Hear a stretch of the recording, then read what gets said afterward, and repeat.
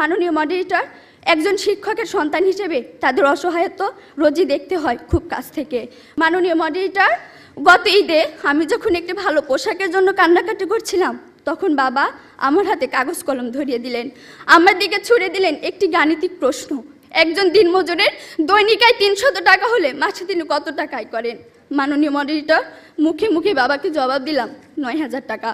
বাবা আমার কাঁধে হাত রাখলেন, চুলের মাঝে হালতো বিলি কেটে বললেন, মা রে, তোর এই বাবা হাই স্কুলের শিক্ষক হিসেবে মাসে 8000 টাকা বেতন পায়। আমি কোনো প্রশ্ন করতে পারিনি বাবাকে, লজ্জায় বাবার মাথাটা নিচু হয়েছিল। পৌরাত্বের দ্বার প্রান্তে দাঁড়ানো বাবার বয়সী চোখ হতে খসে পড়ে জল। জানি না মাননীয় মডারেটর, আমার বাবার বয়সী চোখ থেকে খসে পড়া জল শিক্ষার মানকে কতটা টেনে তোলার যোগ্যতা রাখে। মাননীয় মডারেটর, এই যদি হয় শিক্ষাগুরুর জীবন, তাহলে একটা সময় হয়তো এদেশে আর কোনো শিক্ষকই পাওয়া যাবে না। এমন বাংলাদেশ আমরা কখনোই আশা করি না।